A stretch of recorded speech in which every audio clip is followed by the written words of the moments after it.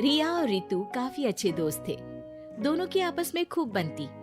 दोनों एक ही ऑफिस में काम किया करती थी। रिया रितु को अच्छा दोस्त मानती, लेकिन रितु। अरे रिया, तुम लोगों का अपना मकान नहीं है, क्यों नहीं तुम और नरेंद्र भी हमारी कॉलोनी में ही मकान ले लो? हाँ यार, आइडिया तो अच्छा है, लेकिन इतने पैसे आएंगे कहाँ से? अरे, हमारे होते हुए तुम्हें घबराने की जरूरत नहीं है। रुको, मैं अपने दूर के एक भाई से बात करती हूँ। उसका यही काम है, लोगों को घर दिलाना।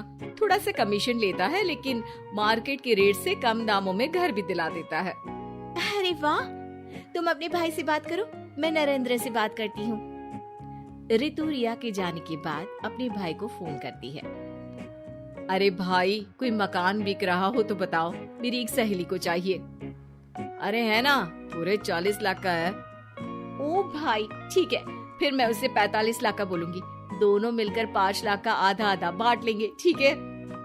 रितु रिया को मकान दिला देती है, लेकिन एक दिन उसका नया मकान देखने नरेंद्र की बहन आती है। अरे भैया, मकान तो अच्छा है, कितने का लिया? तुम्हारी भाभी की सहेली ने दिलवाया है, बड़ा ही ठीक रेट में मिल गया नीरू, सिर्फ 45 लाख का। तभी नीरू का पति बोलता है, नरेंद्र, ये तो बहुत महंगा है। मेरे दोस्त ने भी यही मकान सिर्फ 38 लाख में लिया है। चलो मैं तुम्हें उनके घर ले चलता हूँ। दोनों नरेंद्र की जीजाजी के दोस्त के घर जाते हैं, जहाँ उन्हें रितु का भाई मिल जाता है। क्या बात है, आपने हमें धोखे से महंगा मकान बेचा है। पता है कितनी मेहनत की कमाई का पैसा है। अब ये तो आप उन मैडम से पूछे जिन्होंने आपको ये मकान दिलाया है, उनके कहने पर ही मैंने ये रेट लगाया था। अब नरेंद्र को रिया पर गुस्सा आ जाता है। वो रिया को कहता है, रिया, तुम्हारी सहेली रितु तो एक नंबर की चालबाज और धोखेबाज निकली।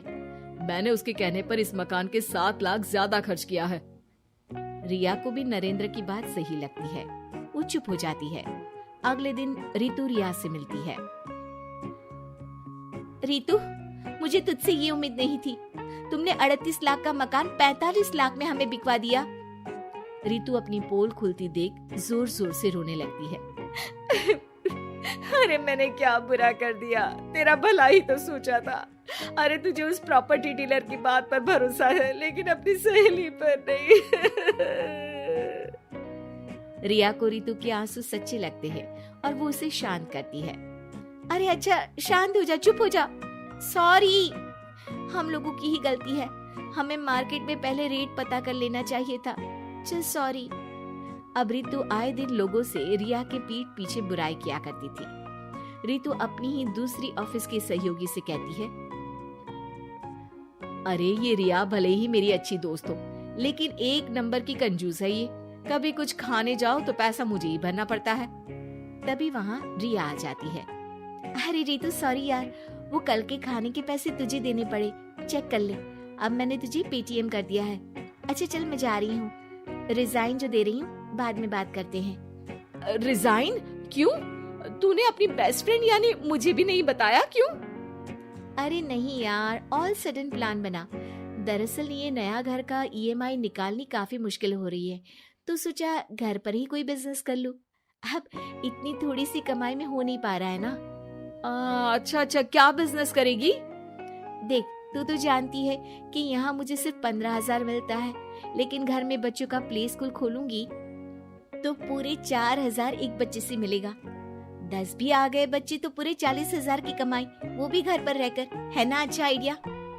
रितु को रिया की बात से जलन होती है। वो कहती है, अरे फिर 10 क्या 50 बच्चे का ही सोचना।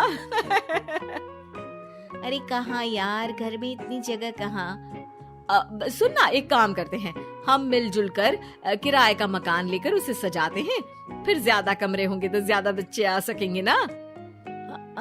हाँ, लेकिन मैं एक बार नरेंद्र से पूछ लेती हूँ।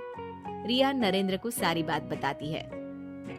देख लो रिया, मुझे तुम्हारी इस सहेली में जरा सा भी विश्वास नहीं है। अरे नहीं, वो ऐसी नहीं है। मिलकर काम करेंगे, जो पैसे आएंगे आधे आधे बांट लेंगे। इसमें बुरा क्या है, काम भी अच्छा होगा। फिर क्या था, दोनों मिलकर काम शुरू करते हैं। पूरा कमरा बच्चों के हिसाब से सजा दिया जाता है। टीवी, फ्रिज, बेड और न जाने क्या क्या। तेरे और मेरे मिलाकर 2 लाख का खर्च हो गया।